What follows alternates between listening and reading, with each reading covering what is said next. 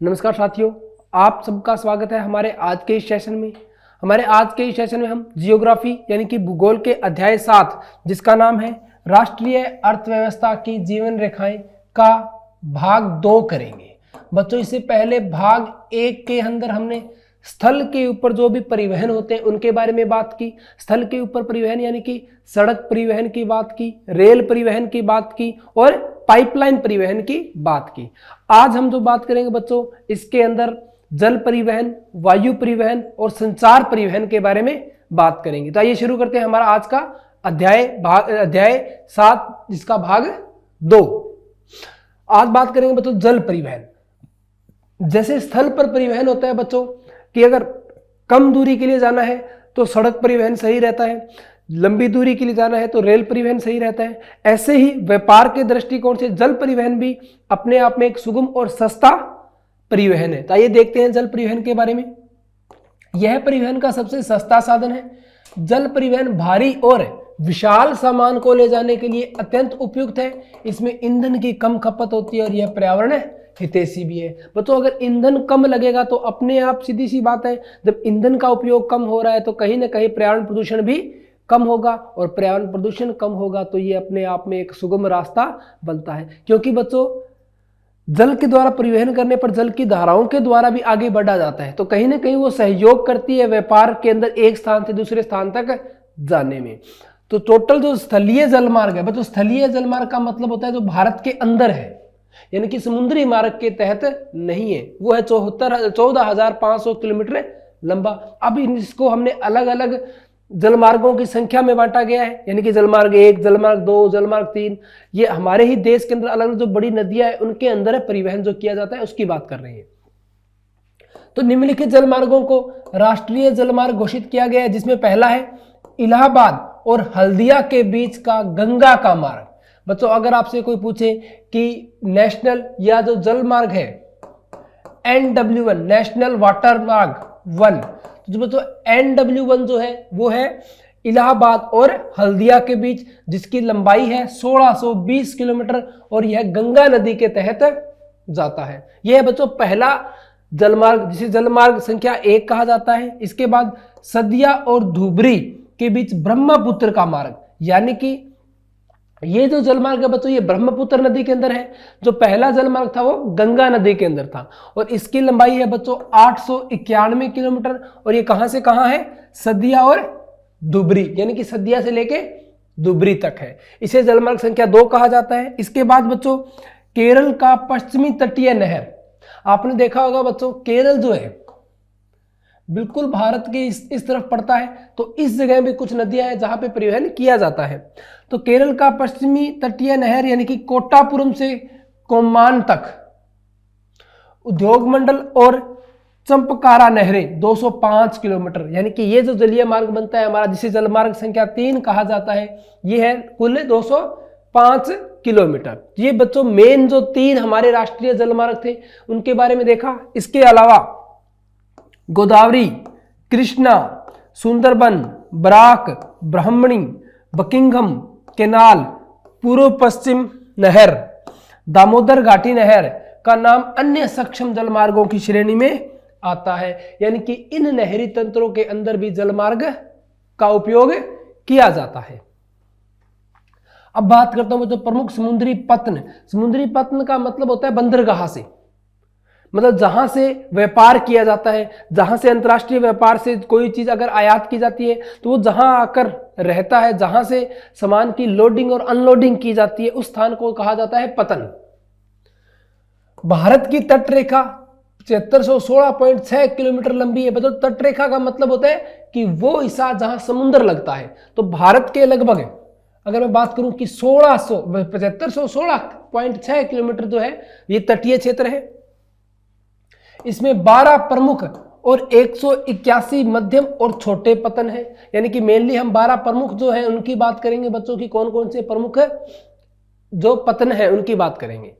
देश के अंतर्राष्ट्रीय व्यापार का 95% प्रमुख पतनों से संचालित होता है और विभाजन के बाद कराची पतन भारत के पास से निकल गया, इसलिए मुंबई के पतन पर लोड हटाना जरूरी हो गया था और इसलिए आजादी के तुरंत बाद कच्छ के कांडला के पतन को विकसित किया गया। यानी कि बच्चों कांडला का जो पतन है वो कहाँ है? गुजरात, कच्छ के अंदर। और इसके बनाने का कारण क्या दिया गया है बच्चों कि जब विभाजन हुआ तो विभाजन के बाद कराची का जो पोर्ट था वो पाकिस्तान के पास चला गया। अब सारा का सारा भारत के जो व्यापार था सारा का सारा मुंबई के पतन पर आ गया था। तो इसे हटाने के लिए कांडला पतन का निर्माण किया गया था। कांडला का पतन एक ज्वारीय पतन है। यह जम्मू कश्मीर, हिमाचल प्रदेश, पंजाब, हरियाणा, राजस्थान और गुजरात के औद्योगिक और खाद्यान्न निर्यात और आयात को सुचारू तरीके से संचालित करता है। यानी कि बच्चों भारत का जो स्थलीय भाग है, स्थलीय भाग से सबसे निकट जो पोर्ट है, यानी कि अगर उत्तरी भाग की ओर बढ़ता जाऊं तो उन सभी उत्तरी क्षेत्रों के सबसे निकट जो पोर्ट बनता है बच्चों वो कौन सा है? कांडला पोर्ट। तो कांडला पोर्ट के माध्यम से ही सभी जगह ये किए जाते हैं।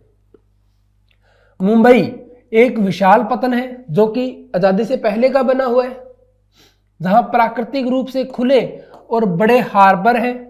मुंबई के पतन पर से भीड़ कम करने के लिए पास में ही जवाहरलाल नेहरू पतन का निर्माण किया गया। बच्चों ये जो जवाहरलाल नेहरू पतन है ये भी महाराष्ट्र के अंदर ही यानी कि मुंबई के अंदर ही स्थित है।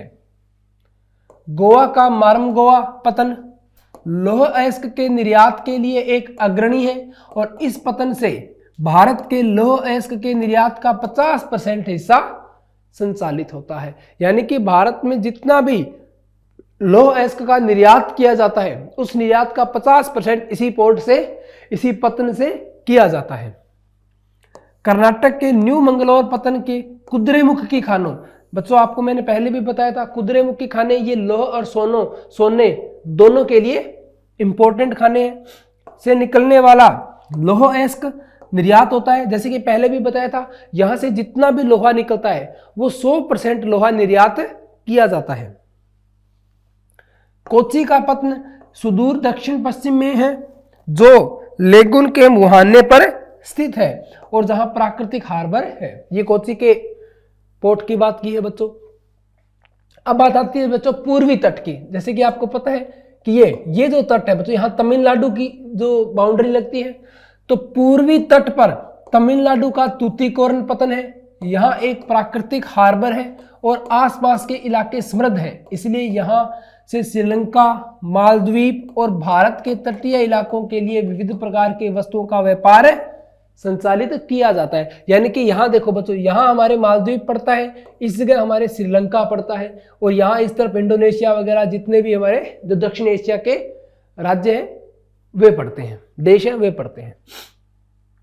चेन्नई का पतन सबसे पुराने कृत्रिम पतनों में से एक है। व्यापार की मात्रा और माल ढुलाई के मामले में इसका स्थान मुंबई के बाद दूसरा है। यानी कि सबसे बड़ा पतन अगर मैं बात करूं तो भारत का वो है मुंबई का पतन और जो दूसरा सबसे बड़ा पतन है वो है तूतीकोरन यानी कि तमिलनाडु का पतन।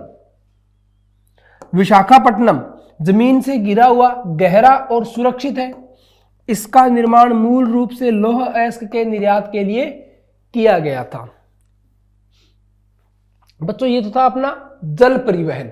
जैसे जल परिवहन होता है ऐसे ही कुछ इलाके ऐसे होते हैं बच्चों, जैसे कि घने जंगल हो गए, ऊंची पहाड़ियां हो गई, वहां से ना तो रेल मार्ग से जाया जा सकता है, ना सड़क मार्ग से जाया जा सकता है और ना जल मार्ग से जाया जा सकता है।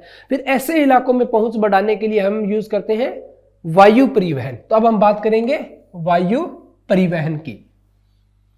1953 में वायु परिवहन का राष्ट्रीयकरण हुआ। उससे पहले वायु परिवहन केवल निजी कंपनियों के हाथ में था। भारत में अंतर्देशीय उड़ानों की सेवा एयर इंडिया, अलायंस एयर और कुछ निजी सेक्टर के एयरलाइन द्वारा सेवा प्रदान की जाती है। अंतर्देशीय मतलब बच्चों एक देश से दूसरे देश के अंदर अगर किसी व्यापारी को या किन्हीं लोगों को आना जाना है तो उसके लिए जो संपर्क का रास्ता जो बनता है वो वायु परिवहन के द्वारा बनता है। वायु परिवहन से दुर्गम इलाकों जैसे ऊंचे पहाड़, कठिन रेगिस्तान, घने जंगल और दूर दराज के द्वीपों तक भी आसानी से पहुंचा जा सकता है।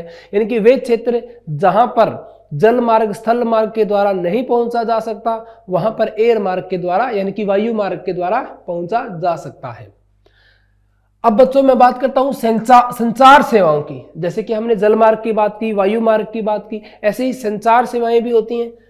भारत में टेलीविजन, रेडियो, प्रेस, फिल्मों, टेलीफोन आदि द्वारा दूर संचार और जन संचार की सुविधाएं उपलब्ध कराई जाती है। ये होता है बच्चों कि लोगों तक खबरों को पहुंचाना, बातों को पहुंचाना, हर एक प्रकार से पूरे देश को जोड़कर रखना, ये काम होता है संचार का। इसके अंदर सबसे अहम भूमिका निभाता है बच्चों भारतीय डाक, जो कि विश्व का सबसे बड़ा नेटवर्क है। भारतीय सेवा का नेटवर्क दुनिया में सबसे बड़ा है। डाक से पार्सल और चिट्ठियां भेजी जाती हैं। कार्ड और लिफाफों को फर्स्ट क्लास मेल माना जाता है और उन्हें हवाई जहाज से भेजा जाता है। और बुक पैकेटर और पत्रिकाओं को सेकंड क्लास मेल का दर्जा दिया जाता है। उन्हें भू परिवहन और जल परिवहन के द्वारा भेजा जाता है। ये अलग अलग तरीके हैं बच्चों इनको पार्सल को या मेल को भेजने का। टेलीफोन, जैसा कि बच्चों आज के अगर मैं युग की बात करूं तो आप में से लगभग हर एक व्यक्ति ने टेलीफोन का उपयोग किया है। टेलीफोन के माध्यम से अपनी बातों को दूसरे लोगों तक पहुंचाया है, दूसरों की बातों को अपने तक आने दिया है। तो ये भी एक प्रकार से संचार का माध्यम ही बना है। भारत का टेलीफोन नेटवर्क एशिया के बड़े नेटवर्कों में से एक है। जमीनी स्तर से लेकर ऊंचे स्तर तक सूचना के प्रसारण को सुलभ बनाना जरूरी होता है, यानी कि हर एक वो स्थान जहां सूचना को पहुंचाना जरूरी है उस तक टेलीफोन के जरिए हम सूचना को पहुंचा सकते हैं। अब चाहे वो लेह लद्दाख जम्मू कश्मीर की चोटियां हो, चाहे इसके अलावा अंडमान निकोबार जैसे घने जंगल वाला क्षेत्र हो। इसी उद्देश्य से सरकार ने देश के हर गांव में 24 घंटे एसटीडी सुविधा देने का प्रावधान किया है। पूरे भारत में एसटीडी की कॉल की दरें एक समान है। यह सब स्पेस टेक्नोलॉजी और कम्युनिकेशन टेक्नोलॉजी में परस्पर तालमेल के कारण संभव हो पाया है कि हम एक स्थान से बैठकर दूसरे स्थान पर अपनी वार्तालाप कर सकते हैं, अपनी बातों को पहुंचा सकते हैं। जनसंचार, अब हम बात करते हैं बच्चों जनसंचार की। जनसंचार से लोगों का मनोरंजन करता है और उन्हें सरकार की योजनाओं और क्रियाकलापों के बारे में जानकारी देता है। रेडियो, टेलीविजन, अखबार, पत्रिका, किताब और फिल्म जनसंचार के साधन है। यानी कि अगर मैं जनसंचार के साधनों की बात करूं कि किन के द्वारा यानी कि लोगों तक संचार को पहुंचाया जाता है, तो उनमें मेन जो है वो है रेडियो, टेलीविजन, अखबार, पत्रिका, किताब और फिल्म। ये सभी जनसंचार के साधन हैं।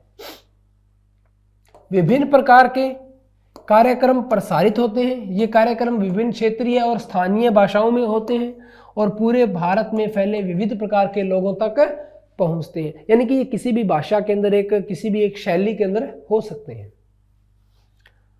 भारत का राष्ट्रीय टेलीविजन चैनल दूरदर्शन विश्व के कुछ बड़े नेटवर्क में से एक है। यानी कि जो राष्ट्रीय चैनल है बच्चों भारत का वो है दूरदर्शन, जो हर क्षेत्र तक जन संचार का कार्य करता है। दूरदर्शन पर मनोरंजन, शिक्षा, खेलकूद आदि से संबंधित कई प्रकार के कार्यक्रम प्रसारित होते हैं। इनके अलावा भारत में कई प्राइवेट टेलीविजन चैनल और रेडियो चैनल भी है। आज अगर अपने बच्चों बात करते हैं तो दूरदर्शन के अलावा भी बहुत सारे चैनल उपस्थित है। समाचार पत्र, जैसे अपन ने टेलीविजन की, रेडियो की बात की, ऐसे ही समाचार पत्र भी संचार का एक माध्यम होता है। तो भारत में भारी संख्या में अखबार और पत्रिकाएं प्रकाशित होती हैं। भारत में लगभग 100 भाषाओं और बोलियों में अखबार निकलते हैं। हिंदी भाषा में सबसे अधिक अखबार प्रकाशित होते हैं, उसके बाद अंग्रेजी और उर्दू अखबारों का नंबर आता है। अखबार बच्चों आज लगभग हर घर में अखबार को देखा जा सकता है। अगर मैं राजस्थान के हिसाब से बोलूं तो राजस्थान में भी कई प्रकार के अखबार आते हैं, जिनमें प्रमुख है राजस्थान पत्रिका और दैनिक भास्कर। अब मैं बात करता हूं बच्चों फिल्म की। तो पूरे विश्व में भारत में सबसे ज्यादा फिल्में बनती हैं। यानी कि फिल्में बनने की मैं बात करूं तो भारत का जो बॉलीवुड है वो सबसे ज्यादा फिल्मों का निर्माण करता है। भारत में फीचर फिल्म, लघु फिल्म, वृत्तचित्र बनते हैं। Central board of film certification भारतीय और विदेशी फिल्मों को सर्टिफाई करने का काम करता है। सर्टिफाई का मतलब बच्चों ये चेक करना कि कहीं कोई ऐसा कंटेंट ना हो फिल्मों के अंदर जो लोगों को प्रभावित कर सकता हो। यानी कि सिर्फ मनोरंजन की दृष्टि से ही होना चाहिए। अंतरराष्ट्रीय व्यापार, जैसे कि नाम से ही समझ में आ रहा है बच्चों, अंतर्राष्ट्रीय व्यापार यानी कि इसका संबंध सीधा दूसरे देशों के साथ है, यानी कि दूसरों देशों से व्यापार के जो माध्यम होते हैं, जो तरीके होते हैं, उनके बारे में बात की है। दो देशों के बीच व्यापार को अंतर्राष्ट्रीय व्यापार कहते हैं, यानी कि जब एक से अधिक देशों के बीच में जब व्यापार होता है उसे कहते हैं अंतर्राष्ट्रीय व्यापार। जैसे अगर भारत के दो राज्यों के बीच में व्यापार हो तो उसे अंतर्राज्यीय व्यापार कहा जाता है। किसी भी देश के अंतर्राष्ट्रीय व्यापार से उस देश की समृद्धि का आंकलन किया जा सकता है, यानी कि कितने ज्यादा व्यापार होते हैं किसी अन्य देश के साथ, किसी देश के, वो उसकी समृद्धि का प्रतीक बनता है। अंतर्राष्ट्रीय व्यापार को देश की अर्थव्यवस्था का मीटर भी माना जाता है, यानी कि जितना ज्यादा अंतर्राष्ट्रीय व्यापार उतनी ज्यादा समृद्धि। निर्यात का मतलब होता है निकालना, मतलब अपने देश से सामान किसी दूसरे देश को बेचना। जब सामान देश से बाहर व्यापार के लिए जाता है तो इसे निर्यात कहते हैं। ऐसे ही बच्चों आयात, जब बाहर का सामान देश में व्यापार के लिए आता है तो इसे आयात कहते हैं। व्यापार संतुलन, बच्चों व्यापार संतुलन वो होता है जिसमें आयात और निर्यात दोनों बराबर हों, इस कंडीशन को बोला जाता है व्यापार संतुलन। यानी कि आप जितना आयात कर रहे हो उतना ही निर्यात कर रहे हो। किसी भी देश के निर्यात और आयात में अंतर को व्यापार संतुलन कहते हैं। व्यापार संतुलन अनुकूल होने की स्थिति में आयात की तुलना में निर्यात अधिक होता है और व्यापार संतुलन प्रतिकूल होने की स्थिति में निर्यात की तुलना में आयात अधिक होता है। यानी कि संतुलन का मतलब दोनों बराबर। अगर आपको अनुकूल करना है तो आपका निर्यात ज्यादा होना चाहिए, और अगर प्रतिकूल है तो वरना आप प्रतिकूल है तो इसका मतलब आप आयात ज्यादा कर रहे हो और निर्यात कम कर रहे हो। एक समूह के तौर पर भारी वस्तुओं के आयात में वृद्धि हुई है और इसका शेयर कुल आयात का 39% है, और इस समूह में उर्वरक, अनाज, खाद्य तेल और न्यूज प्रिंट शामिल है।